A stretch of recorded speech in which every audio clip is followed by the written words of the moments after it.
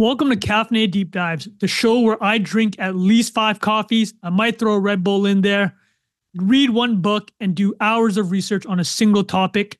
This week's topic is the iPhone and the story behind the making of the iPhone. I recorded this in January 2023, and I hope you enjoy. Every once in a while, a revolutionary product comes along that changes everything. Well, today, we're introducing 3 revolutionary products of this class. The first one is a widescreen iPod with touch controls. The second is a revolutionary mobile phone. And the third is a breakthrough internet communicator device. An iPod, a phone, and an internet communicator. Are you getting it? These are not 3 separate devices. This is one device, and we're calling it the iPhone. Today, Apple is going to reinvent the phone. I'm sure many of you listeners have heard or watched that. I literally just rewatched this January 2007 keynote, Steve Jobs, Apple, when they announced the iPhone. It wouldn't ship for another 6 months, but that's obviously the topic of this episode, the first episode of this series. And the reason why I picked the iPhone is because literally every single person has one. You're probably listening to this on an iPhone right now. If not, sorry for the green check marks. And the other part that I wanted to bring together was I found this book, The One Device by Brian Merchant.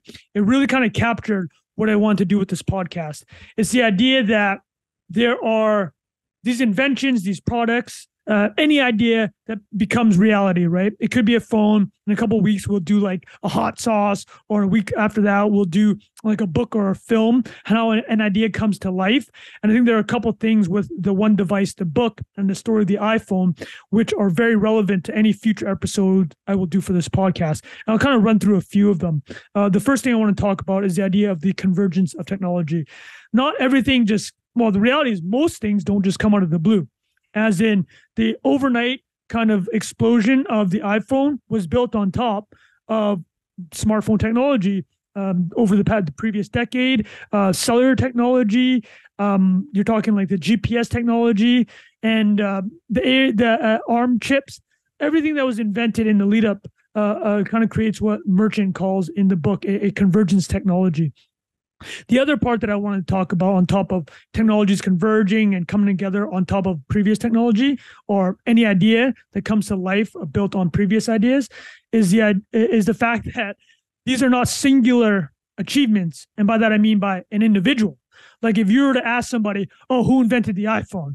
Like for people that aren't in like the news flow of super techie, kind of tech Twitter, the world that I obviously live in, they're probably going to say Steve Jobs. And then you kind of open, if you tighten that circle a bit into like more tech nerds, you'll be like, oh yeah, Sir Jony Ive. He designs a lot of cool stuff at Apple, industrial design, that whole thing. And then you go a little bit closer into the tech world, you'll get people like Scott Forstall, who did the software for iOS. And then you have Tony Fadell, who famously is known as the pod father for his work on the iPod. But the reality is that I think the majority of people, of the 2 billion iPhones that have ever been sold. So chew on that number for a second. I think the majority of them would be like, if you were to ask, is like, who invented the iPhone? They say Steve Jobs.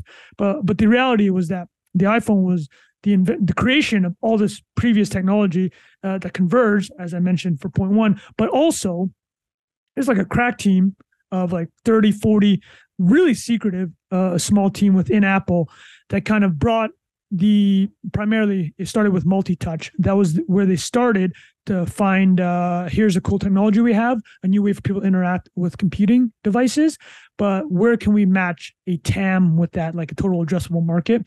So we'll get to it and you'll have a laugh, but Apple marketing, this is in the early 2000s when they were kind of presented with this multi-touch technology that we're so used to now, but 2 decades ago was still real jaggy. They're like, yeah, we'll give it to real estate agents to sell homes. Like that was like the master plan that Apple marketing had.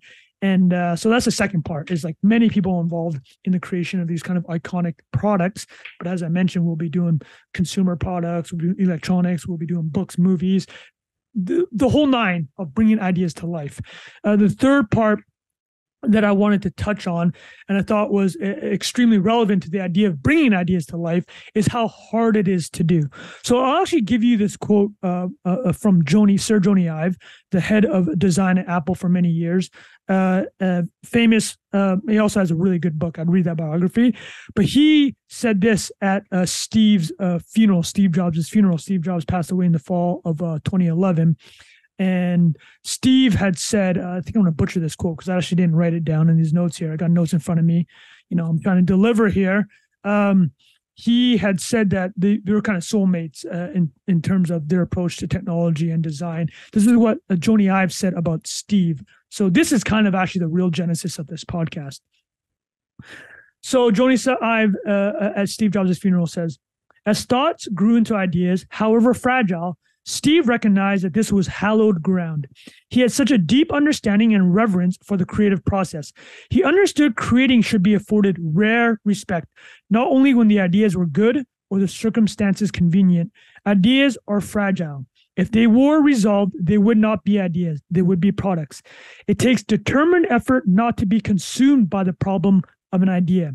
Problems are easy to articulate and understand, and they take the oxygen. Steve focused on the actual idea, however partial or unlikely. So what's funny about this quote is obviously Sir Jony Ive would know if Steve believed that. And I think if you look at the track record that Steve Jobs was able to bring to life with Apple, particularly when he came back in 1997, I mean, the run was greatest corporate run ever. Comes back in 97, re-releases or does a new version of the iMac with the color candies, and then does iPod 2001. So 97, 2001 is the iPod. The iPhone is 2007. iPad, I think, is 2009 or 2010. And and the iPhone is the greatest consumer product ever, right? I'm going to mention these numbers a million times, but they've sold over $1 trillion of iPhones, and that works out to 2 billion units, over 2 billion units sold. Embarrassingly, I didn't even get my first iPhone until like 2012. I'm a total laggard and a bit of a Luddite, if I'm being honest myself. Not like smashing the machines, but like boomerish. But the whole point, the reason why I bring up the amazing Jony Ive quote about the fragility of ideas is that Steve Jobs in development of the iPhone, there are like 4 or 5 places where he like almost snuffed the idea out. And it's weird because Sir Jony Ive is talking about how hallowed the process that Steve assigns to new ideas. But he's also, a vicious editor. An editor, I mean like vicious in a good way. Like he's ruthless in editing, right? He famously teaches Picasso's bull. It's this picture of 12 bull prints that each bull goes from like a real picture into the lines. And by the end, the whole point that Picasso is trying to say is that like you edit something from kind of this big blob into something that is the essence of that item, you take away. And then Steve Jobs also famously said, innovation is saying no 1,000 times. So like he was saying no a lot during like the iPhone process and all the steps it took to that. And I'll just hit you guys off the top of the head of some of the things that Steve expressed skepticism of before turning around, but he did express skepticism. And Jony Ive even says, or is quoted in this book, basically saying he was afraid to bring Steve an idea for a demo, because demos are how Apple runs. Like take Amazon, for example. Amazon's known as a writing culture. They're known for the 6-page memos where you have to read 6 pages by somebody that's pitching a product. Everybody in the meeting has to be on the same page after they read quietly for the first 15 minutes. I just imagine, I have this visual in my head of just Bezos looking at everyone, making sure they're reading. Somebody's flipping their pages too fast. He's like taking notes. But the equivalent for Apple is a demo. And the demo was when they brought in another book by Ken Cosienda, I might be getting the name wrong. He wrote a book called Creative Selection. I'm definitely going to do another episode of that. My buddy David Senra has done a number of episodes for that, speaking specifically to Apple's process. But he said the demo is when you bring the intangible to the tangible. And Steve was ruthless in these demos. Like if you were bringing something to an Apple demo, like that's not a speculative feature. If you brought something to Steve in a demo, you better be ready to ship that. right? And I mean, Steve Jobs famously said, real artists ship. Is like, you can't just bring something back. Hey, Steve, like, here's a button, but we haven't worked the software angle of it. Well, we think it could work if this technology changes next 2 years. No. You bring Steve something, it better be shippable or in due time. So Joni Ive was talking about how he was afraid to bring to Steve some ideas that didn't look ship ready because Steve would just destroy the idea and that was it, right? The individual that the designer or the UX individual, the software engineer would bring this idea to Steve and he just shit all over it. And that was kind of the end of that. So kind of lost my space here, but I'll just run through some of the stuff that Steve, according to the One Device by Brian Merchant, kind of killed or almost killed at certain points. So number one was he didn't like multi-touch. To his credit, when he first saw it was a little bit sloppy, right? Like it was done on a kind of a big screen with some paper involved. It wasn't like how we know multi-touch to be. It wasn't like super refined. So the first time he saw it, he was like not crazy about it, but then eventually turned around. I mean, this is the thing you hear about Steve all the time. He has incredible taste and he doesn't get 100% of the time, gets it right. I've seen somebody say like 90, 95% of the time he'll get it right. And when he doesn't get it right, it's a pretty big whiff. But the point is, you bring something to Steve, he might shit on it, but he'll also be capable of turning his ideas. Like he's just noodling on it. He's thinking about it. He's like the ultimate editor, or Apple, they call it the decider. And obviously risky as a company building maneuver because Steve Jobs passed away in 2011. Sir Joni Ive left in 2019, and now they're kind of doing design by committee. And if you don't have that individual super duper taste, it could be obviously not the greatest. Like if you had me as a decider at Apple, you would not be happy with the products that were coming out, right? Although I think one thing I would do for sure is just like 100-hour battery life. I don't know how that's going to happen, but we should figure that out. So he didn't like the multi-touch. He also, his initial, if you watch that presentation from 2007, his initial idea of what the iPhone was the killer app, he says, is making phone calls. Like he spends like 10 minutes showing the contact list and like how you can pick voicemails. And like those were the innovations. So he obviously, they mentioned the internet communicator, but that to him wasn't like the killer app, right? And then this comes to the next part. He didn't want an app store because he wanted the killer app to be the phone calls. And he was so worried about third-party apps crashing the system or crashing the phone and worried about the bad PR blowback of like, let's say you're trying to make a 911 call, but then like your farting app is like taking down the entire phone, right? Like that's what Steve was worried about. I'll add one more, but just give you an idea of how ideas are fragile. And one of the greatest idea generators, or one of the greatest individuals to pull ideas out of brains and to make them into mass consumer projects, technological products that change the world. We even almost snuffed out one of his greatest ideas. He wanted the iPhone initially to just be like a souped up iPod. So like literally with that dial, do you remember that dial you had on the first iPod, that circular thing? That's what he wanted. So just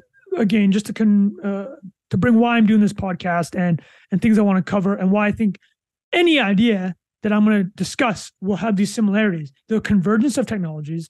It's not just a great man history of an individual doing it. There's many people involved and an opportunity to kind of bring up those other stories. And then just the idea of like ideas are truly fragile and they can get snuffed out, even by the people that are most well-placed and have the best reputation. They may even snuff out their best ideas.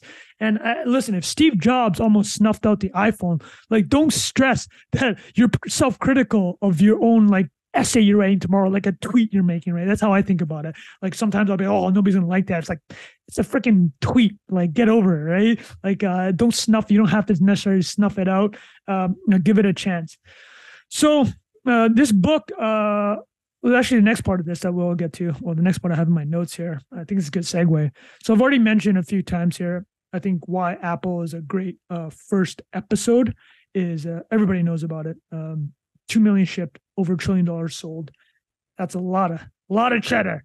So when the first iPhone was announced, 2007, the penetration, just to get an idea how different the world is, in the US of mobile or smart was about 10%. So by I guess by the time I'm recording this, we're talking 90% now, right? And just how different the world has changed. So a couple other things that I really enjoyed from this book was this stat that was pulled from Apple and mobile analyst Horace Didiu. Horace, if you're listening, apologies if I butchered your name there. I'll be unfortunately butchering quite a few of the names in this presentation, I'm sure.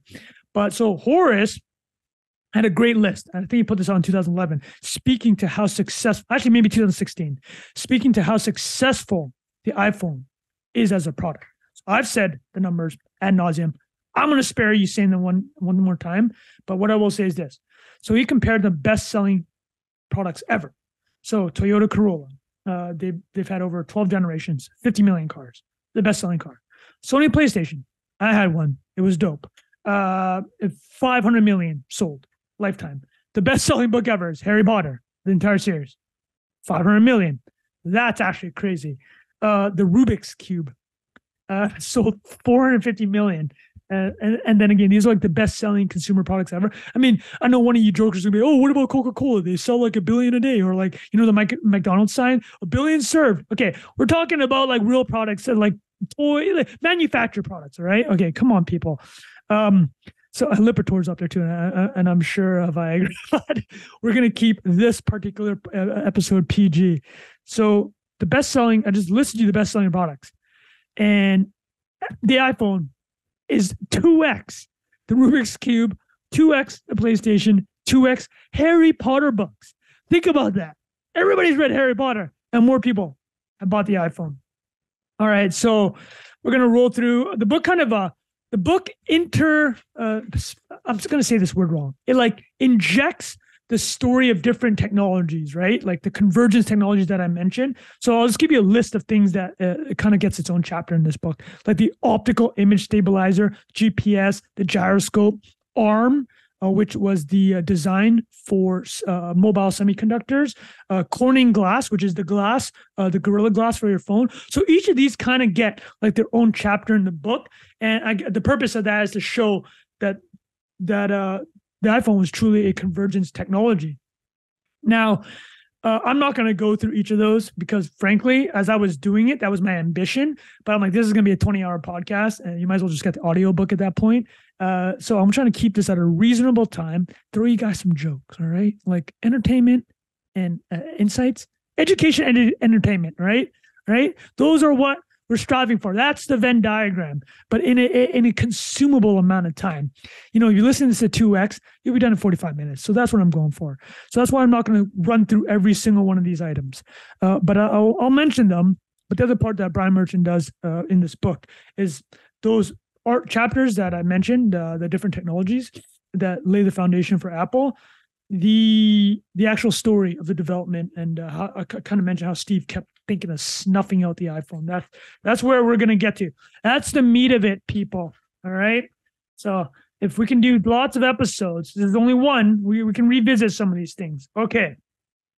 So let's start the story. 1997. Steve Jobs returns to Apple. Apple is struggling. Steve was pushed out in about 85, 86 from Apple. He, I guess, wasn't the best executive at the time for the company, and that was what the board thought. Over the next decade, he acquired Pixar and built it into an animation powerhouse, and he worked on Next Computing, which was also a software hardware combination he tried to make work. Well, they ended up getting acquired by Apple, and Steve returned as interim CEO in 1997. So when Steve returned to Apple, the Brian Merchant brings something up because it gives an idea of how the seed within Apple for the iPhone was not Steve Jobs. And this is what I talked about. It's the involvement of other people. There's a group within Apple, and we will refer to that group as ENRI. That's ENRI, and those letters stand for Explore New Rich Interactions. So this is how Brian describes this group. So it's a small group of like designers, engineers, UX people, hardware people, and they're basically trying to figure out what is the next way that individuals will interact with computers. I mean, in the 2020s, we know what computing has gone to, right? And we know the next wave is supposed to be AR, VR, which has also been talked about for decades. But at that time in 97, there's this group, ENRI. So again, explore new, rich interactions. This group, the meetings of this group were so discreet that not even Jobs knew they were taking place. The story of the iPhone starts, in other words, not with Steve Jobs or a grand plan to revolutionize phones, but with a misfit crew of software designers and hardware hackers tinkering with the next evolutionary step in human computer symbiosis. So I actually think this is very important. You have to remember that when Steve Jobs founded Apple in the mid-70s with Steve Wozniak, the point was to make computer more personal.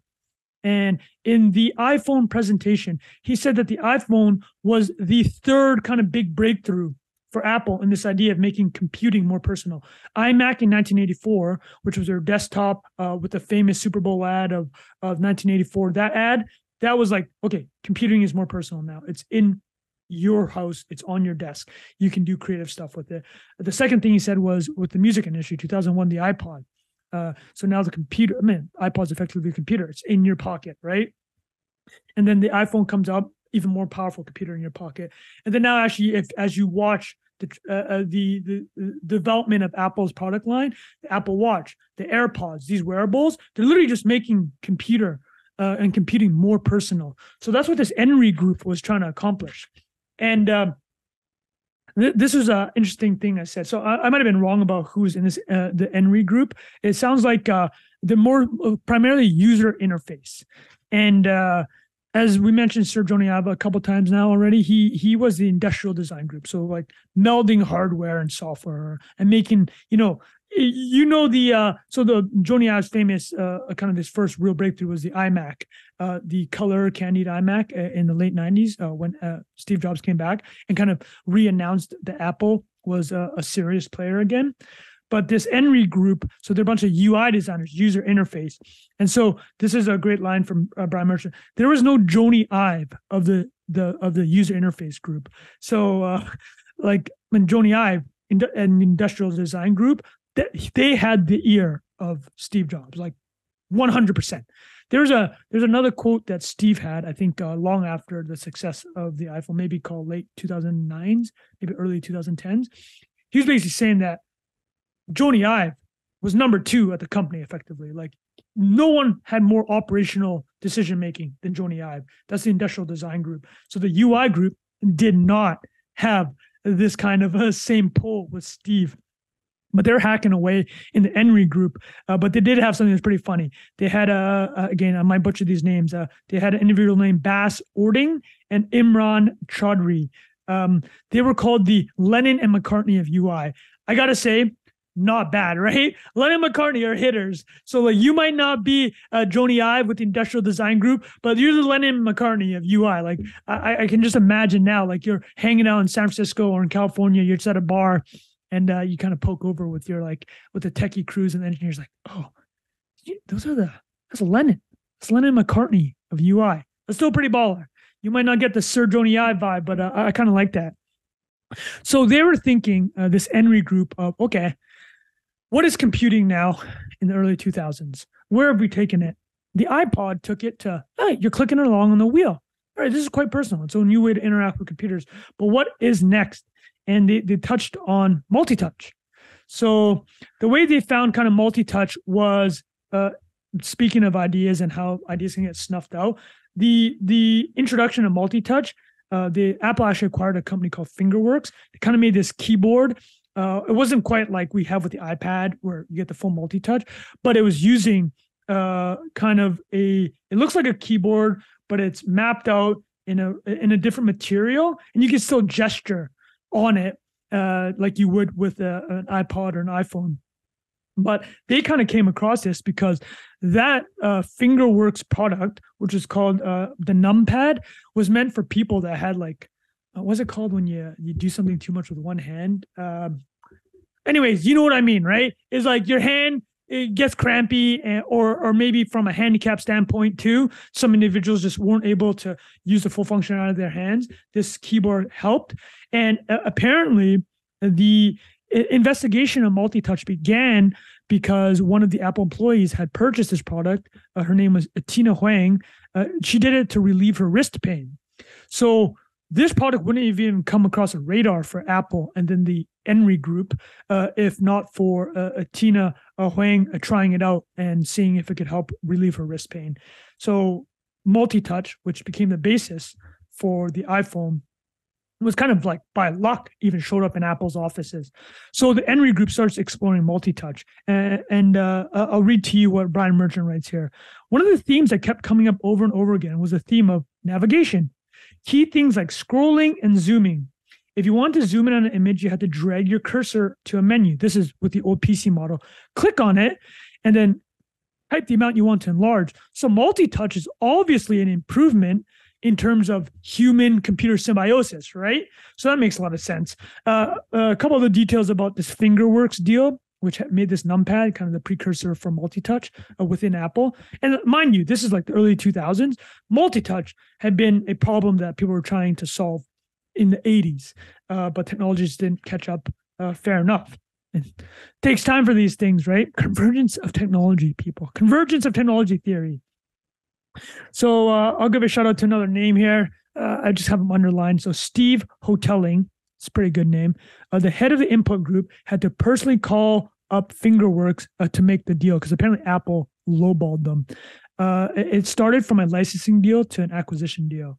And again, the Henry Group now has gone from, oh, what's the next computing human symbiosis? You're like, oh, we think we have it.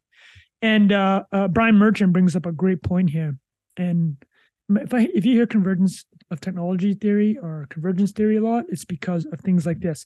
So Apple and Steve Jobs, in this particular instance, wasn't an individual that found this for Apple. The Henry Group was working on this. And remember, how did Steve Jobs and Steve Wozniak initially find a lot of the ideas for personal computing? They found it when they visited in 1979 the Xerox Palo Alto Research Center, or famously known as Xerox PARC. So within that Xerox PARC visit, they saw the graphical user interface, the GUI. So that's like the one we all know today. It's like, yeah, or like when, you know what I mean? It's not the DOS like input thing, right? The icons, the menus, those were all, I'm doing quotations for the listeners here, borrowed from Xerox PARC.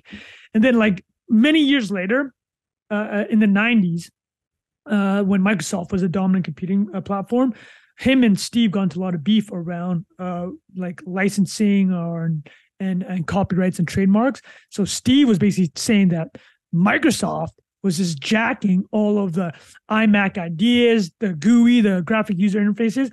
And then this is Gates shot back. And I got to give Gates some love on this one. He goes, when Steve said that Apple was getting their stuff stolen by Microsoft, this is what Bill Gates said.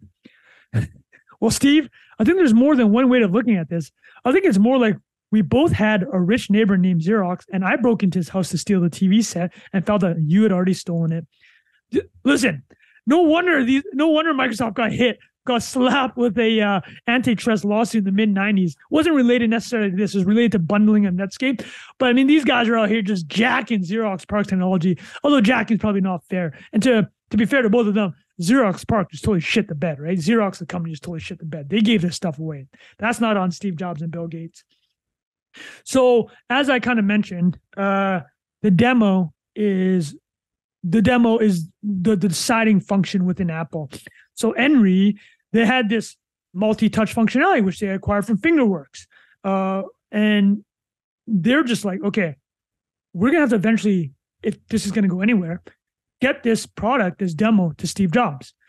And the way it happened, and there's a great quote here by Jony Ive. I mentioned, and this up front about Jony saying that Steve Jobs is known to shit on stuff. So Jony saw what Johnny, if I'm ruining Johnny, apologies, Jony Ive. They saw what was going on in Henry. And Ive says, because Steve is so quick to give an opinion, I didn't show him stuff in front of other people. He might say, this is shit, and snuff the idea. I feel that ideas are very fragile. You have to be tender when you're in development. I realized that if he pissed on it, it would be so sad because I knew it was so important. So again, this is really, we mentioned up top, when Jony Ive was at Steve's funeral, he was saying that Steve understood how fragile ideas are. but he was still capable of shitting on them. So basically, as within Apple, you demo so Steve has Inner Circle. At the time is guys like Tony Fadell, hardware, Scott Forstall, software, Tim Cook, obviously the CEO now, was on the supply chain, and Johnny Ive, head of industrial design slash soulmate. That'd be pretty cool on LinkedIn, right? Head of industrial design slash Steve soulmate. So I've wanted to make sure that they could get something to Steve that was presentable. And I'll tell you something funny, and Brian mentions it in this part of the book, was basically like many years later when iPhone's a hit, Steve basically took credit for creating multi-touch. And this is just an example of showing that it didn't necessarily come from him. He may have greenlit it. He may have nurtured it through his running of Apple. It was a total, I mean, he was a monarch. He ran it. He was the ultimate decider. And this is what Steve wrote about, this is what Brian wrote about Steve claiming kind of ownership over multi-touch.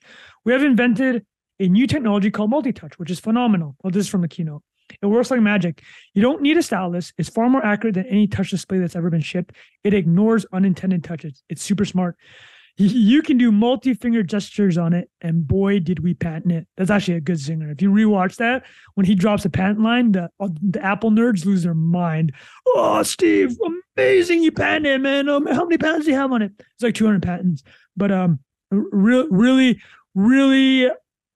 kind of hits home on like the ownership level. So Brian says here in the book that a lot of Apple employees were not crazy about it. Steve took ownership over the multi-touch. I'm not going to name names. You can read the book. And to be honest, I didn't even write the names down.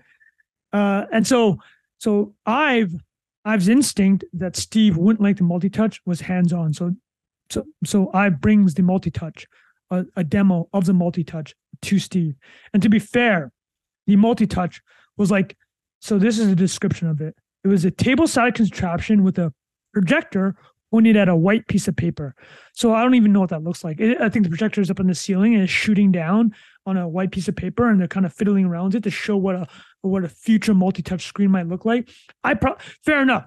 That's very shit-onable. So this is what a merchant writes, communicating Ive. He was completely unimpressed, Ive said. He didn't see that there was any value to the idea. And I felt really stupid because I perceived it to be a very big thing. I said, well, for example, imagine the back of a digital camera. This is what Steve said. Why would they have a small screen and all those buttons? Why couldn't it all be on the display? That was the first application I could think of on the spot, which is a great example how early this was. Still, he was very dismissive. Oh, sorry. So Ive is saying about the camera, which obviously ends up happening. And Steve was still very dismissive. So, but this is where we're getting to. This is why Steve is a decider. And this is why Steve Jobs is Steve Jobs, arguably the greatest entrepreneur ever. So, according to Ive, Jobs spent the next few days thinking it over and evidently changed his mind. Soon, in fact, he decided that he loved multi-touch. Later, as we saw, he would publicly announce that Apple invented it. So, Apple didn't invent multi-touch. Sony actually had a paper out, and I'll touch on it now because it's somewhere down here in these notes. I don't want to lose my train of thought. But a lot of the Apple employees were working off kind of Sony research, and then Apple's legal team's like, "Oh, you might want to pump the brakes there. I think if it's too obvious that we're working off Sony, there might be some trademark or patent infringement going on." So, anyways, yeah. You guys will laugh. So I got these notes from Kindle. I think it over highlighted. So it says here, some heights have been hidden or truncated due to export limits. I think they put that in there so you just can't copy and paste the entire book. I appreciate that. All right. So back to Henry and multi-touch. Steve changes his mind. And he actually does this a few times over the course of development of iPhone, and I'm sure many times over the course of development of his career. So what I've underlined here is a project was greenlit to translate the fragments, ideas, and ambitions of the Henry experiment into a product. The hardware had to transform the rig into a working prototype. So this is interesting. And I'm going to move forward here a bit. As I mentioned, I'm going to reiterate this line because it's hilarious. Apple's first marketing pitch for multi-touch. Like this is what, like Steve greenlit it. And then the marketing department's like, okay, now we got to come up with ideas. But this is why Apple is a product-first company. Like truly, this is why Ive Second, was the second most powerful person under Jobs in the 2000s. It's because they're design first. Designers ran that company under Jobs, second go around. So the marketing department, this is why you don't go to marketing to break through this technology, right? You gotta let the designers figure out, which they obviously did. But the Apple marketing department looked at the multi-touch and they're like, oh, well, merchant rights here. They put together a presentation to show how they could position the tablet to sell to real estate agents who could use it to show images of homes to clients. Sorry, just burped there. I was like, oh my God, this is so off the mark. That's an individual Apple named Strickton. So shout out. I didn't have your first name here, unfortunately. I apologize for that. So there we go. The funny thing about this, remember how we said that it was extremely secretive? I mean, secrecy was part of Jobs' second go-around at Apple too. So when we go to the making of the iPhone, I'm going to say, because before I forget it, but basically people just started disappearing within the company. Have you guys ever seen the show The Leftovers? When like half the world, I think 80% of the world just disappears one day. Like, it's pretty dark. It's like an end of time show. But like, this is literally, when I was reading Brian Merchant's book, One Device, this is what it felt like when I was reading it. It's like people just started disappearing from chairs. Like, imagine you sat next to some guy named Jim. And then one day you go there and Jim's gone, Sharon's gone, and you just have no idea where they've gone. No one knows. Like, Steve empowered, once he greenlit the iPhone project, his inner circle working on that, they could take anyone they want, and that was it. That was the end of the game. So the multi-touch, then obviously the real estate agents was not going to be the answer for multi-touch. No, not trying to dog real estate agents. I'm sure they use lots of iPads now, but that wasn't like the total addressable market that Steve wanted to launch. And something worth noting here is Steve did come back, and Apple did turn around their business in the mid-90s or near bankruptcy. And when Steve came back to the iMac and the iPod, back-to-back winners. But actually, 2003 was the first year. I believe they lost money in 2003. So it's 2 years after the iPod. And then on the eve of the iPhone coming out, so the announcement's in January 2007. The actual product is in June 2006. Shipped June 2007. I believe that year, the prior year, iPod and iTunes sales, so like the 99-cent song or whatever, the $10 album, I forgot what it was, made up like 50% of Apple's revenue. And there's actually there was like a true threat to Apple's business. And it was like, these phones, well, ultimately the smartphones were all going to converge towards the iPod, right? Like this is the other part that they saw coming, and why the iPhone ended up being the choice that Steve did with multi-touch and something he pursued. Because remember, half of Apple's business is the iPod and iTunes. But if you're like BlackBerry, you could throw music on there. If you're Nokia, you throw music on there, right? And remember, BlackBerry is the beast in this space. We're going to have to go through an entire episode of how they built it to that point and the ultimate failure. But you can see how the threat of a smartphone, not even multi-touch, but even with a keyboard on it, could potentially take out Apple's core business, because people don't want two things in their pocket. I mean, Steve talks about it in the 2007 iPhone initial announcement. He's like, we know a lot of people have two things in their pocket. So it was inevitable that they would converge. So Apple actually tried to head off the threat of the convergence of MP3 players and phones. So they did a phone collaboration with Razer in 2005.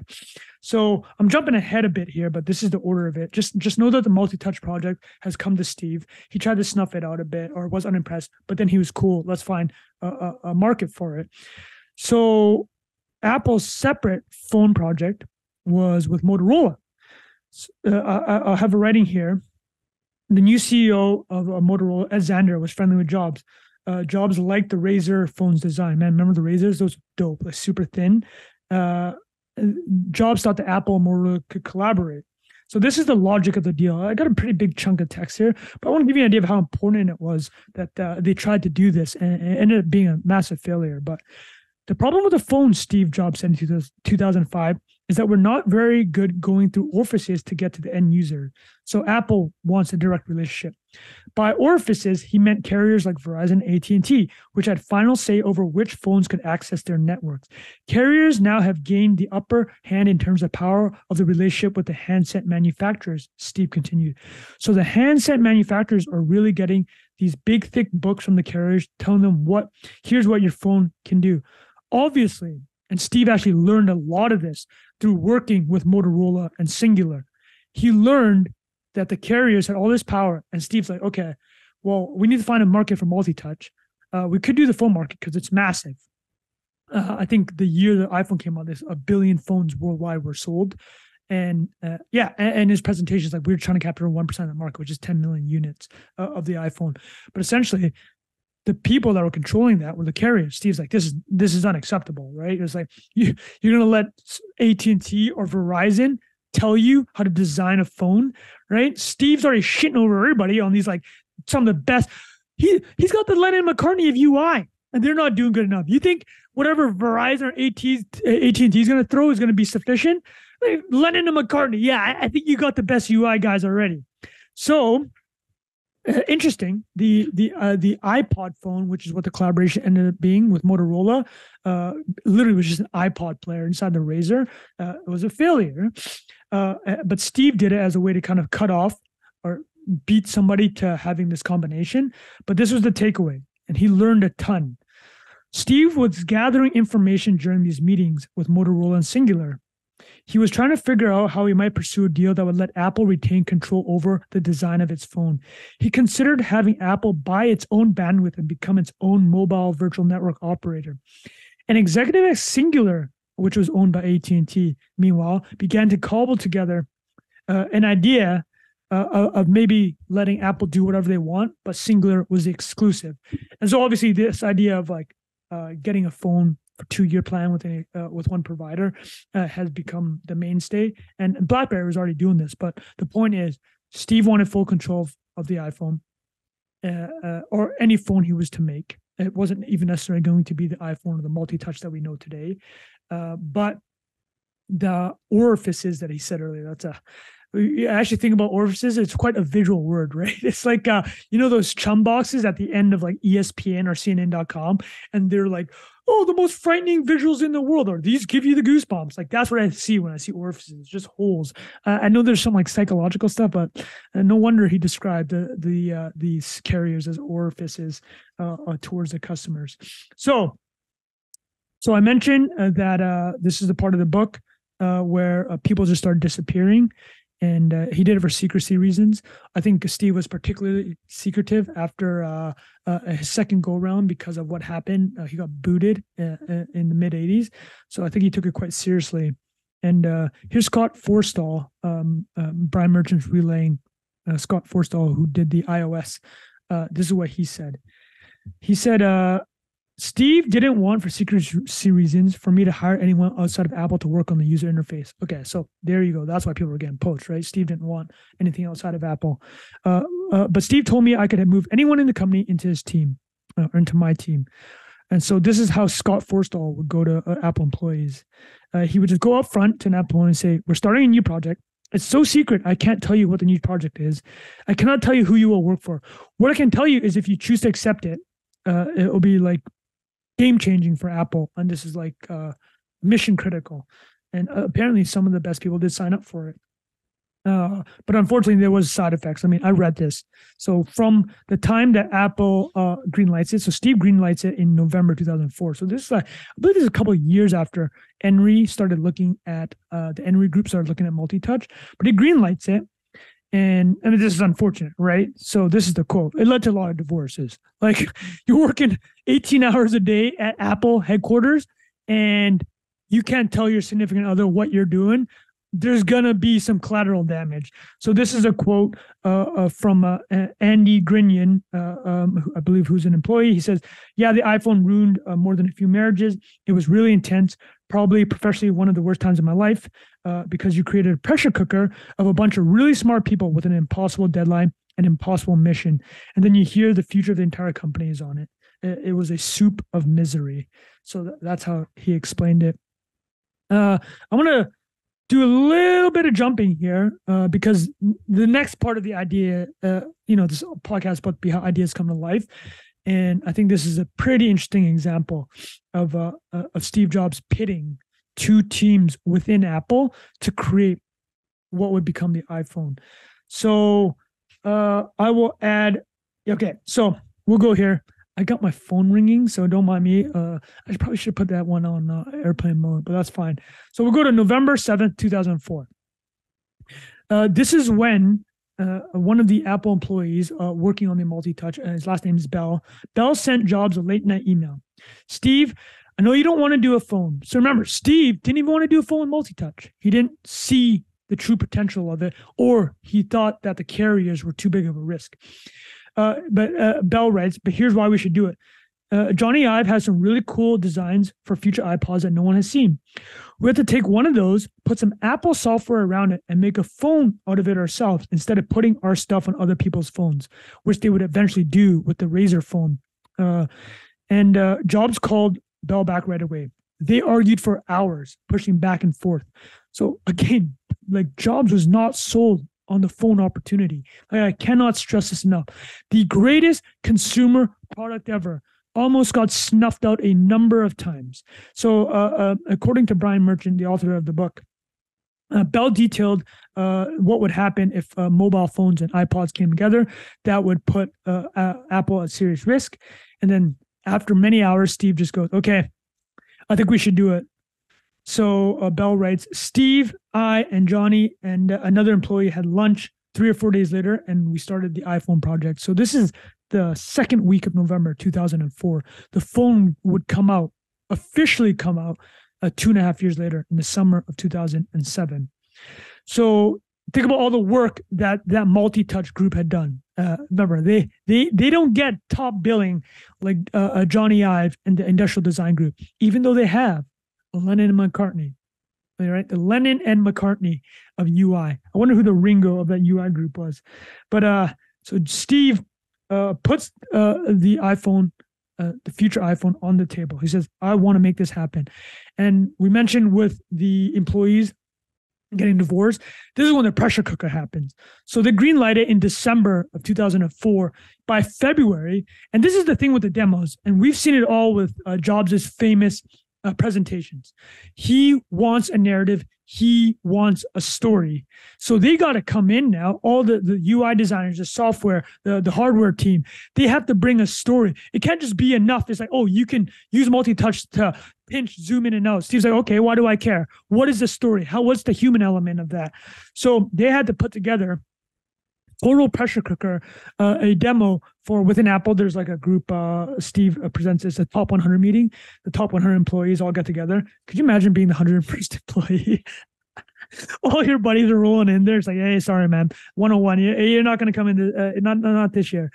So Steve eventually decides that the demo was good enough. They got a demo. And this is where it gets interesting. So they had a bake-off internally to decide what type of phone was going to be made. There was two teams. There was the iPod team. So this is Tony Fadell, the pod father. Tony Fadell actually has a book too about his experience at Apple.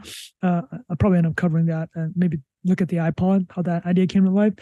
But similarly, listen, with all these individuals, there's always a mixed bag in the sense of a lot of people don't like Tony Fadell. This is what Brian Merchant is communicating. Some people said his nickname was Tony Baloney. You can't believe everything that Tony says. Maybe he took all the credit, just like Steve did with multi-touch. But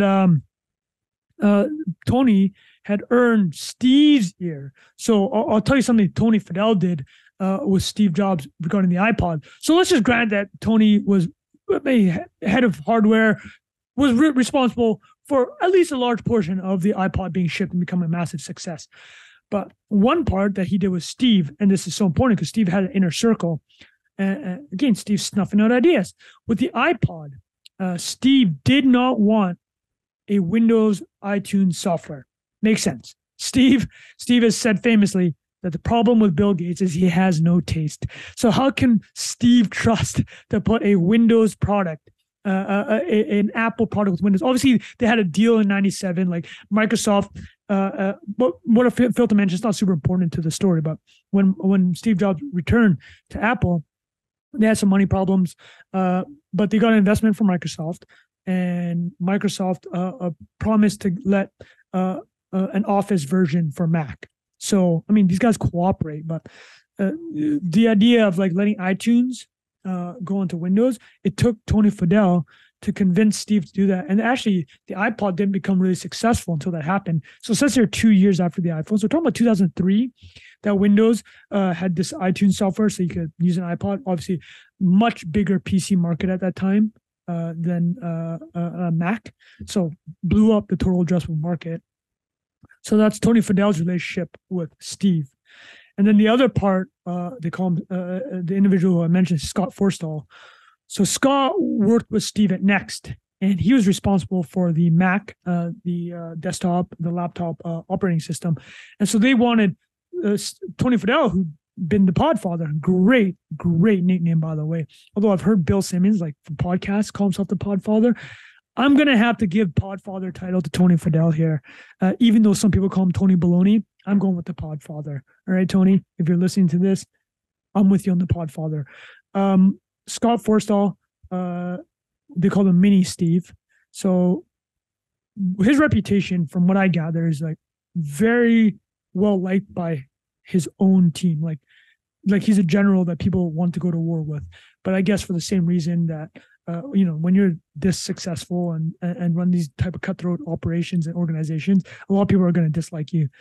So this is Brian Merchant here writing. There are two options for the iPhone plan that was to move forward. You take the beloved, widely recognizable iPod and hack it to double as a phone. This was an easier path, and Jobs wasn't. I remember at this point, he thought the killer app was a phone. So Jobs wasn't envisioning a mobile computing device as like, that's not what he thought about with the phone, where it would come now with us, where it does everything. He's like, okay, maybe we'll just do that. The other one was to transmorgify a Mac, so the desktop, into a tiny touch tablet. So that would be using the multi-touch, and that was under the purview of Scott Forstall. So the entire project was called Project Purple. So from the Burke Merchant writes, they put a sign that said Fight Club. This is outside of the Project Purple. This was the Apple phone project. Outside of the room, they had the Fight Club sign, because obviously everybody knows the first two of Fight Clubs. Rule number 1, don't talk about Fight Club. Rule number 2, don't talk about Fight Club. So that was a Project Purple thing. I don't know if they saw the rest of that movie. It's pretty dark, but anyways, there you go. So I'm gonna rip off a couple of interesting parts here. So Steve really wanted the iPod turned into a phone. I don't know if it was because he loved the iPod. I mean, part of this is like, you have a successful product, you have that mind share. I'm going to talk about this in the future, but it's the idea of like, you combine novelty, but familiarity, right? So this is evolutionary. You want familiarity because people want comfort. You want novelty because people are also curious. So Virgil Abloh, Off-White label owner, founder, previous menswear head at Louis Vuitton. Rest in peace. He passed away, unfortunately, in 2021.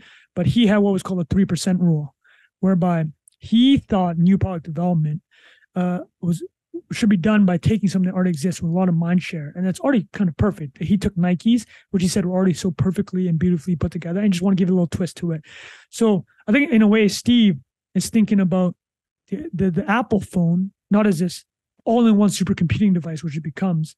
And remember, he thought the killer app was the phone call, because Steve hated dropped phone calls. There's a quote here that I'm going to find. You guys will shit yourself when I read it.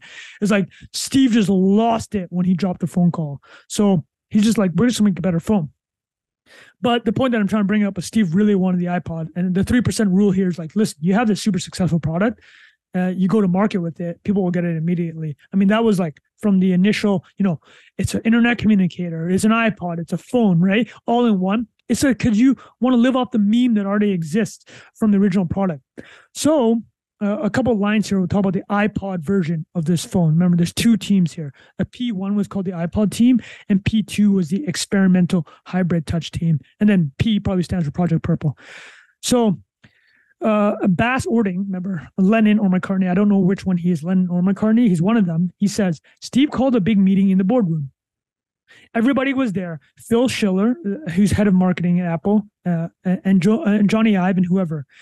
Steve said, listen, we're going to change plans. We're going to do this iPod-based thing, make it into a phone. That's because that's a more doable project. So he kind of pivoted from the multi-touch angle. And he goes, it's more predictable.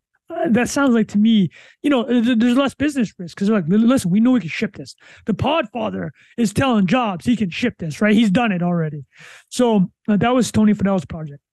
So the touchscreen effort wasn't abandoned, but while the engineers worked on whipping it into shape, Jobs directed Ording, Chaudhry, and the members of the UI team, so that's the Enry team, to design an interface for an iPod phone, a way to dial numbers, select context, and browse the web using that device's tried and true click wheel, the iPod click wheel. So we took the Enry team and guys, pause on the multi-touch, see if we can make this iPod happen. But thankfully, it didn't happen for us. And this is how it goes down. In the notes here, I have rotary is so dumb. But I'll just read what Brian Merchant wrote, the author of the book. After we made the first iteration of the software, it was clear that this was going nowhere, Fadell says, because of the wheel interface. It was never going to work because you don't want a rotary dial on the phone. The design team tried mightily to hack together a solution. I came up with some ideas for the predictive typing. So I mentioned the book Creative Selection from Ken Casienda, who worked at Apple. He did the autocorrect. So predictive typing becomes a big deal, but it did not work with the rotary phone. So if you watch that, the January 2007 presentation, introduction to iPhone, Steve actually shows the iPod phone, which is literally the rotary. They turn into a phone, and he jokes, "Oh, I'm just joking." It was not a joke. They were seriously considering it. But then Brian Merchant, the author, continues, there would be an alphabet laid out at the bottom of the screen, and users would use a wheel to select letters. And then you can just click, click, click, click these words. I mean, that was just not going to work. Apple would be owned by Microsoft if they shipped that product. I can tell you that right now. They would not have sold 2 billion units of the rotary iPhone. So the next note I have here from the book is Steve realized there's a failure. So here's an excerpt from the book. We tried everything, Fadell says, and nothing came out to make it work. Steve kept pushing and pushing, and we were like, Steve. But then he kept pushing it, and we kept pushing on the hill. And then Fadell says, let's put it this way. I think Steve knew. I could tell in his eyes that he knew. He just wanted it to work. He just kept beating the dead horse. And then Fadell relays this from Steve. Steve kept saying, come on, there's got to be a way. He just did not want to give up. He pushed until there's nothing there. So I cannot stress this enough. This is why I think this is the perfect story and book for my idea for this podcast, because ideas are freaking hard. And to bring them into the world, we're talking about the most successful consumer product ever. Look how much just the idea itself, how difficult it was to come out, and how many roadblocks there were. And ideas are fragile, right? I mean, this is the place to start. This is the story to start because of what Steve and Johnny Ive have said about ideas. They are fragile. And then to nurture them, to bring them to life. Listen, if these products were done, there wouldn't be an idea. It'd be done. That's it. They're difficult, and we're seeing how difficult it was. And so when they realized that P1 for the Purple, Project Purple, which was the phone project, wasn't going to go off, they obviously had to go multi-touch. So Scott Forstall wins out. Forstall and Fadell, I think, had some serious beef. But I'll tell you the funny thing. So Scott Schiller, the Apple's marketing guy, I still think I have Apple marketing, actually. Depends. This is getting released.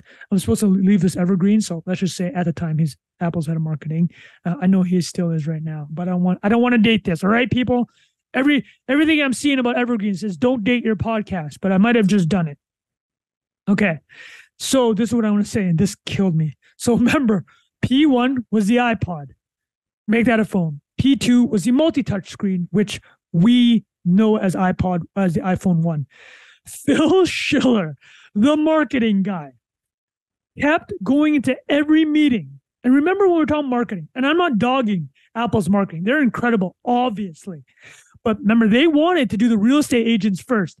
Phil Schiller kept on going to these meetings and saying, I want the BlackBerry physical keyboard.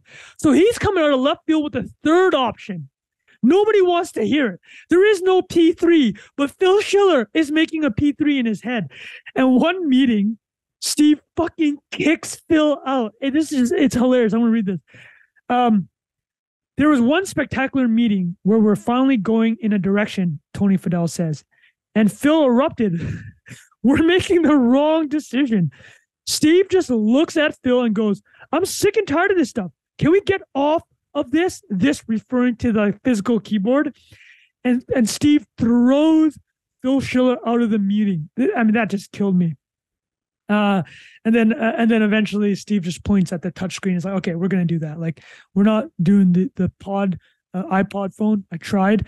Phil Schiller can go kick rocks. Like, he's banned from this meeting. We're giving him a 1-week ban from not stopping to shut up about Nokia and BlackBerry keyboards.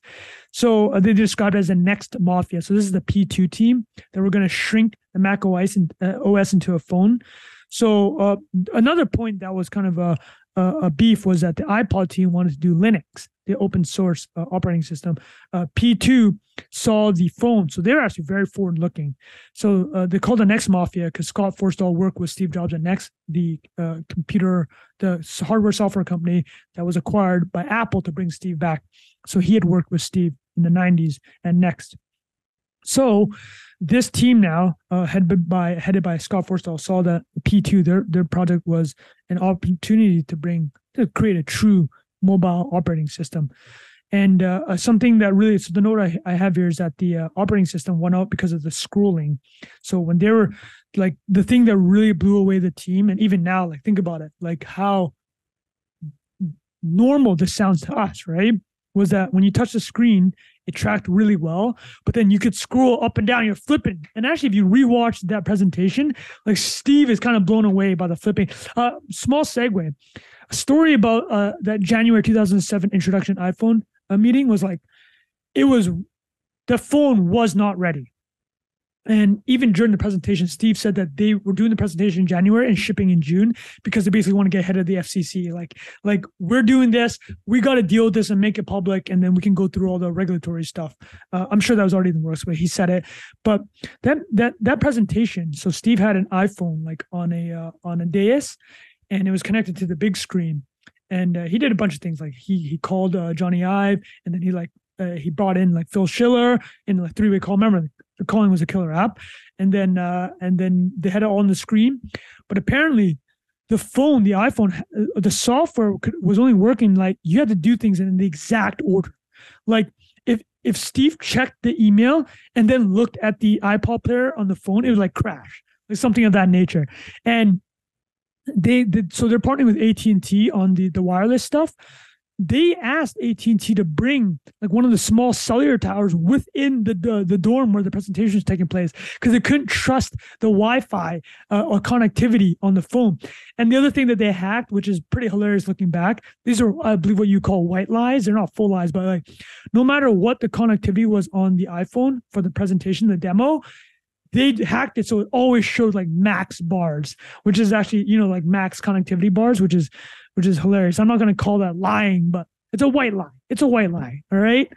Okay. So we can talk about the scrolling was a big hit. And so here we go. So Scott Forstall was on the operating system for the phone, and then Fadell did the hardware. So the big thing then becomes, okay, they're doing touchscreen. And this is key in the presentation. And it's in the first 10 minutes of Steve Jobs' iPhone presentation.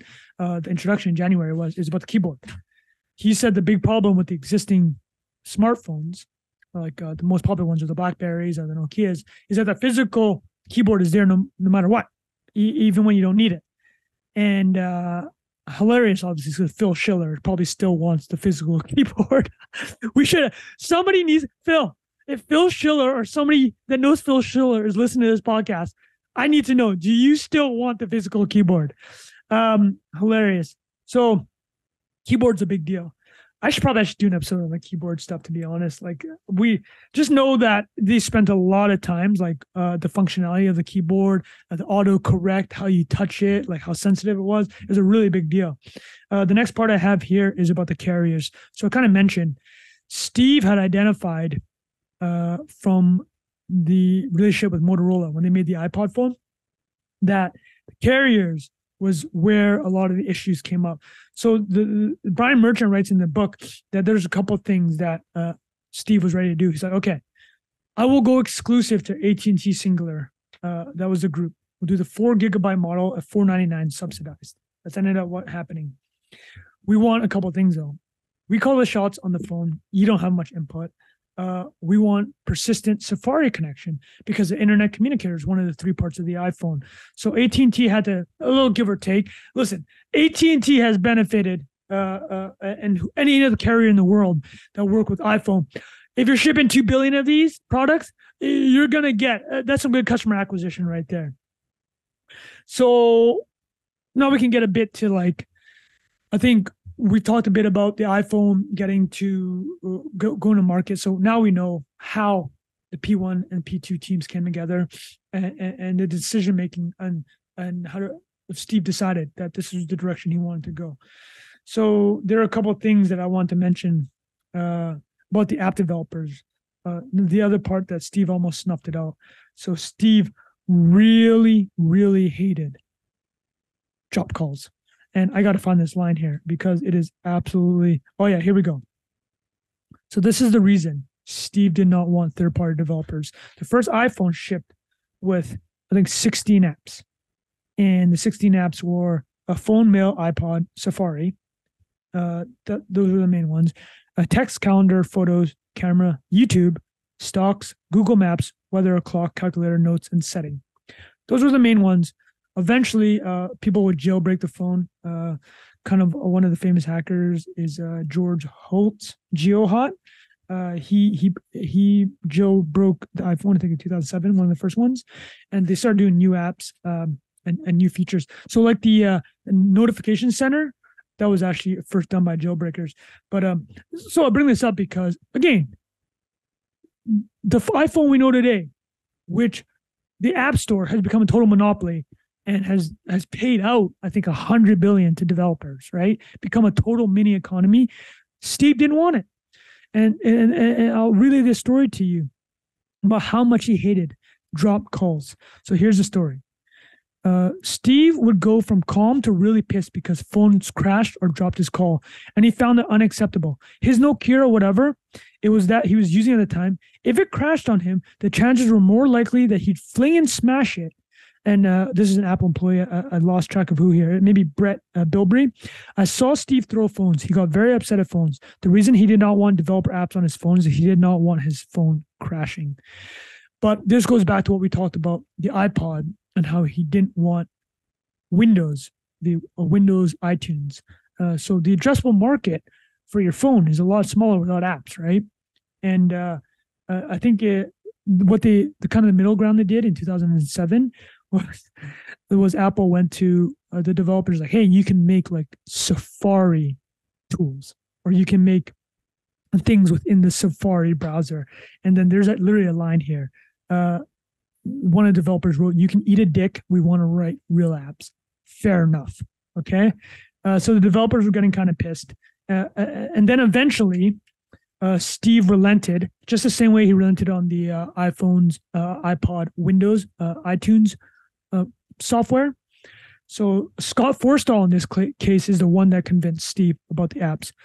So Steve hated drop calls. He was really worried what would happen if there's a drop call on like a 911 call. Totally fair. So Scott Forstall doing the software is like, Steve, I promise you that we will create it so we will ring fence apps. They will not crash the phone. So, well, actually, number I have in here. So, App Store developers have made $200 billion since 2008. Remember, 70 to 80% of that is video games, which is kind of crazy. So, the next part of the book is more. This is more like nitty gritty about the iPhone stuff. I think you'll enjoy some of these. But so, as they're developing the phone, this is more product stuff. Is one of the UIT members, Ganatra was his last name, said that the phone had to have 3 things. You build trust with technology, right?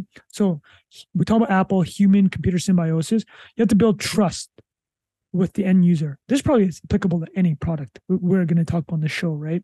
Any consumer product anyways. You have to build trust with the end user. And the way they build trust was that the home button, which is on the first iPhone, it always takes you home.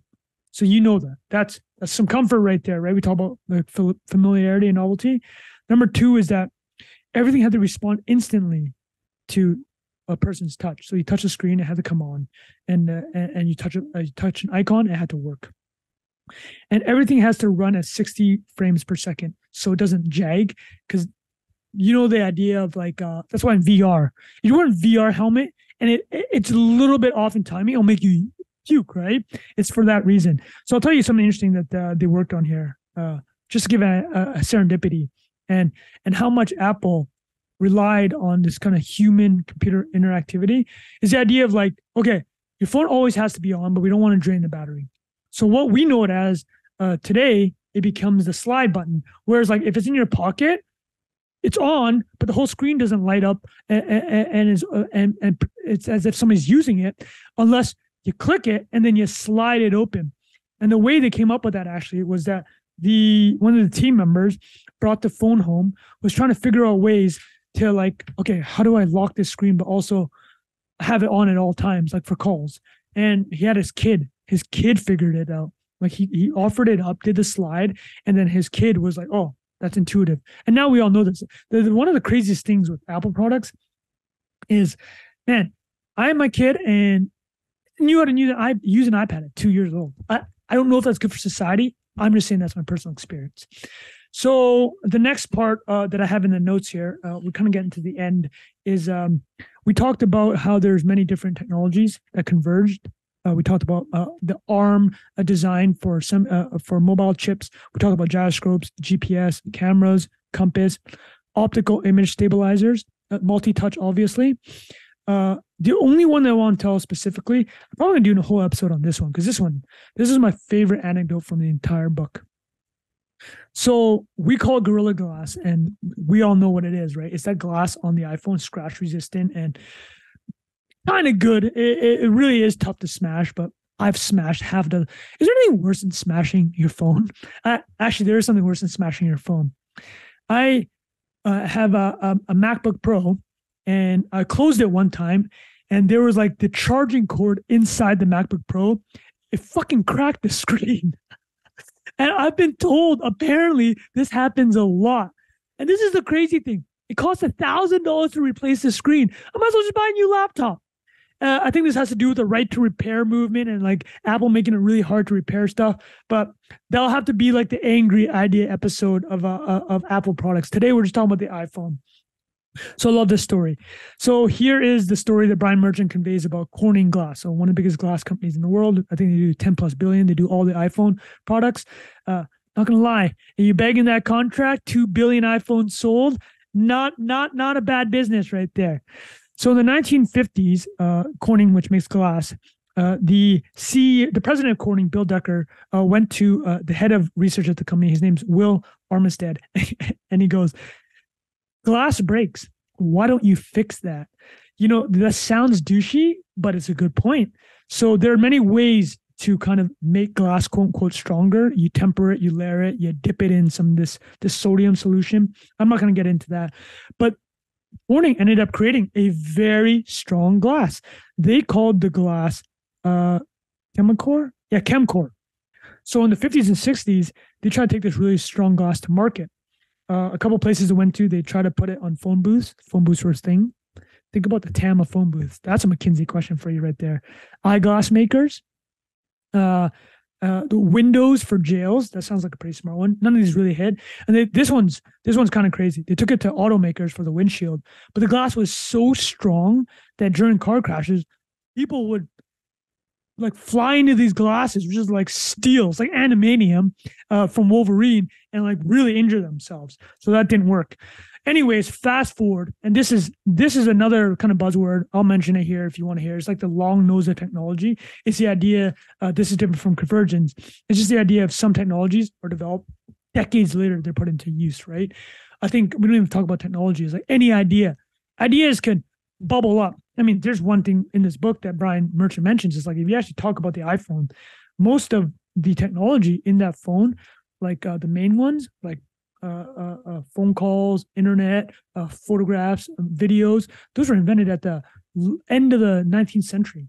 So these ideas take a long time to percolate, right? So I think an idea about the idea podcast, this podcast, is always be searching. Listen to this podcast, for example. Tell your friends about this podcast. Give me a 5-star review or a 1-star review. Just whatever. This is episode number 1. Whatever you believe this is worthy of after one episode. But use this as a resource because ideas are everywhere and they eventually converge. But this is an example of a long-nose technology that takes a long time to get to market. So this is what happened with the iPhone. The first multi-touch phone, remember this happened within a 2.5-year window. One of the Apple execs, Steve, was really upset because the plastic had scratches on it.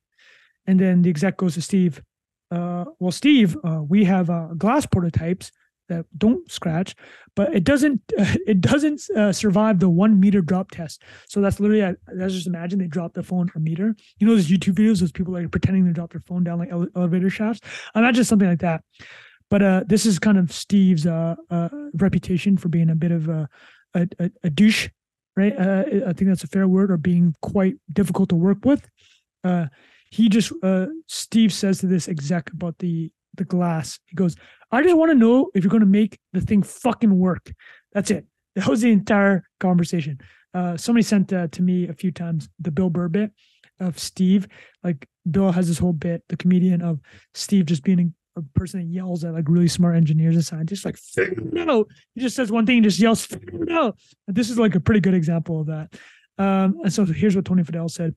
We switched from plastic to glass at the very last minute, which was a curveball. There are just so many things like that. So this example obviously is also good for showing how a lot of last minute changes, 2.5 years, compressed timeline to bring the iPhone to life. Many times it was snuffed out. A lot of marriages apparently were put on ice, as mentioned in the book. So Jobs wanted glass, and they tried plexiglass from the iPod. That wasn't good enough, so they went to Corning. So this is 2005. Corning had this Chemcore glass they made in the 50s, the glass that doesn't break, or as we found, does break, but it's quite hard. But when it does break, you want to cry. So this is the meeting and the thing that really stood out to me from the book. So Jobs gets a meeting with Corning CEO Wendell Weeks. Jobs doubted Gorilla Glass. It's so funny. He wants glass. He goes to the top glassmaker in the world, is already doubting them. He doubted Gorilla Glass was good enough and began explaining to the CEO of the nation's top glass company how glass was made. So now we're actually the third person in this story that pushed back on Steve. You had Tony Fadell with the iTunes store and Windows. Then you had Scott Forstall with the app developers. That's later. This is not chronological because now we're talking about Gorilla Glass. So this obviously has to come out before the iPhone does. So Wendell Weeks, the CEO of Corning, goes, "Can you shut up and let me teach you some science?" What a great quote. Can you shut up and let me teach you some science? Jobs was sold, and so Jobs was like, okay, cool. You know what? You scienced me. Like Matt Damon from The Martian. You scienced the shit out of me. You got me. But then Jobs is like, this MF ain't going to one-up me. Jobs turns around, and this is from Brian Merchant. Recovering his Jobsian flair, Steve ordered as much glass as Corning could make in a matter of months. We don't have the capacity, Weeks replied. None of our plants make glass now. So Weeks now is on a back foot. Like he taught Steve some science, but now he's backpedaling. Steve wants all the glass. So he goes, Weeks protested that it would be impossible to order this scale. And Jobs, so Merchant, the author of The One Device, is communicating Walter Isaacson's famous Steve Jobs biography. So this is what Merchant writes. Don't be afraid, Jobs replied. Get your mind around it. You can do it. According to Isaacson, Weeks shook his head in astonishment as he recounted the story. We did it in under 6 months. We produced a glass that had never been made. So I think that's Steve's famous reality distortion field. So even for everything that Bill Burr joke of just yelling at scientists and engineers, do it for me now. It works. It looks like it worked. And not to defend it necessarily, but I think in this case, we just demonstrated with Wendell Weeks. Jobs just, I don't know if he whispered or said it to him. I'm going to imagine he just looked at him because Jobs is famous for just, he did not blink when he looked at you. He just went, don't be afraid. Get your mind around it. You can do it. Just imagine that. So yeah, there we go. I had some other things of note here. A couple yeah, a couple items. I think I'll end there on kind of the story of bringing the iPhone to market. Rewatched the keynote. It's really good. The iPhone, surprisingly, remember, took the App Store for it to really blow up because I think Brian Merchant talks about, the killer app for the iPhone was kind of social media in that first phase and media in general. So like Facebook, Twitter, Instagram, and then you'd get the Ubers later. But the idea is like it became truly not just the phone's a killer app. It does everything, right? It's a computer in your pocket. So a couple other items I'd say about that I have here that I didn't discuss. Something about Foxconn. Yeah. I mean, these are all, I might just do these ideas on their own because Foxconn as an idea is pretty crazy if you think about it. ARM, which does the design for semiconductor mobile chips, that's definitely getting its own episode because that has a crazy origin story. But a couple of things I have noted here is it's wild how they're able to do the iPhone. They had basically a startup within Apple, and the team was small. It's like, I think it's less than 30 people in the end. So here's a quote from the book. This is one of the things that Steve has done brilliantly, Williamson, so this is an Apple employee, says. The idea of building what really is a startup inside a larger company and insulating it from everything else that's going on in the company and giving them essentially infinite resources to do what they need to do. All told, between design and software engineering, there were 20 to 25 people working on the iPhone in the early stages. Think about it. I forgot to mention this. The carrier relationships were so important to Steve. So this is what he had identified as the kind of the make or break for Apple. Can it be a big total addressable market? And can we control the experience? There's one point where the number of people working with carriers was as big as the iPhone software team. So think about that. The other part I'd add to that was Steve Ballmer famously, and we'll mention him later when we do the awards. So every episode we'll do awards like the biggest winners, the biggest losers. Steve Ballmer famously said the iPhone would never succeed, never get market share. Infamously wrong, one of the worst tech predictions ever. Granted, he was talking his own book, but many years later, Steve would say that he missed the iPhone because in his eyes, he didn't look at the business model innovation. So not the technology, not the multi-touch, right? It was a business model innovation. So there's an expensive luxury Apple phone subsidized by the carriers. The pushback being that, this kind of deal is already done with the BlackBerries of the world. But yeah, we're going to talk about Steve later a little bit. So Steve wrote about the iPhone. It was the most complex phone I've ever had. It was like being the one evolving the variations of Sgt. Pepper, the famous Beatles album. The real Lennon and McCartney, not to take anything away from the Lennon McCartney of UI.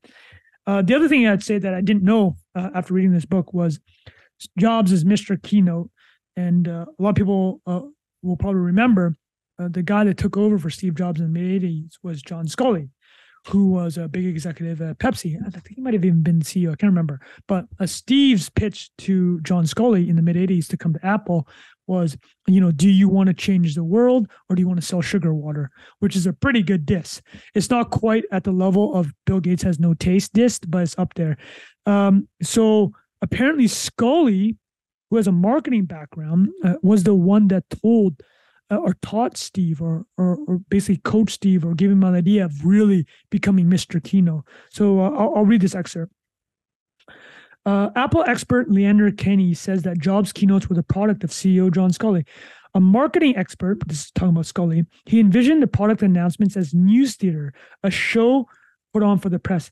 The idea was to stage an event that the media would treat as news, generating headlines for whatever product was introduced.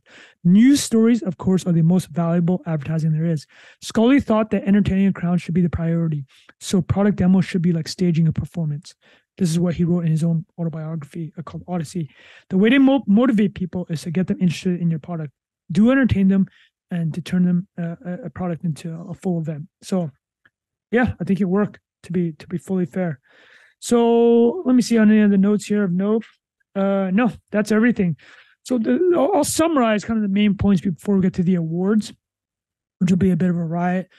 But again, why did I choose the one device? It's a good book. I highly recommend reading it. There are a lot of Apple and iPhone books. That's just the one I chose because I think it really nailed what I'm trying to accomplish with the show. Ideas or conversation of previous ideas, the whole standing on shoulders of giants. Inventions, whether that's a product, a film, a book, called constitution, right? It's like bringing something from the brain into the world, something intangible to tangible, something conceptual that you can actually touch or truly feel. That's not the product of the individual, only an individual. It's a product of teams and majority unsung. Remember what I asked at the beginning of the episode? If you ask the majority of people who invented the iPhone, they're going to say Steve Jobs, right? And you might get a couple percentage that'll throw Johnny Ive in there. And then maybe some Tony Fadell, maybe some Podfather, maybe some Scott Forstall. But the reality is that the majority will say Steve Jobs. Of the 2 billion ever sold, they didn't say Steve Jobs. But the truth is that there's a lot of people involved. And then the third part was, and it comes directly from the quote, right? I'm just going to reread this quote that Johnny Ive had at Steve Jobs' funeral. As thoughts grew into ideas, however fragile, Steve recognized that this was hallowed ground. He had such a deep understanding and reverence for the creative process. He understood creating should be afforded rare respect, not only when the ideas were good or the circumstances convenient. Ideas are fragile. If they were resolved, they would not be ideas, they would be products. It takes determined effort not to be consumed by the problems of a new idea. Problems are easy to articulate and understand, and they take the oxygen. Steve focused on the actual idea, however partial or unlikely. I love that. So now we're going to get to the awards. You guys are going to like this. So you guys and gals, all right? So I'm going to do this every episode. This is a riff on, The Ringer does this with the Rewatchable show, kind of doing rewards. So they have something called, we'll start with it. Is this the apex for the people involved? Apple. Yes, it's definitely the apex. iPhone's the greatest consumer product ever. For Steve Jobs, 100% the apex. He passed away 4 years after the release of the iPhone. This is definitely his. Actually, no, that's not fair. Apple is Steve's achievement. And something we didn't really talk about was we talked about Amazon, how they did the 6-page memos, and how Apple does the demos to kind of get ideas to light, and Steve as the ultimate decider. But Steve, because they didn't have as much of a writing culture at Apple, I think a lot of it was just secrecy. Steve, what mattered to Steve was that's why he started Apple University. He tapped like the dean of Yale School of Management to launch Apple University. It's a training facility at Apple, and you learn stuff like Picasso's bowl that I talk about, and kind of the Apple way. So the apex, I'd say, is for Apple. I think everybody else involved is definitely the apex. Johnny Ive, Forstall, Fadell, the Podfather. The Podfather, this apex isn't even the iPod. You got to give him the iPhone. So what aged badly? I think I kind of just thought about this one. What aged badly? Well, I think the phone being the killer app aged like not well, and that was the incorrect assessment. It was quickly turned out that the App Store and all the stuff, that the imagination that was unleashed, that was built atop, the killer app was not the phone.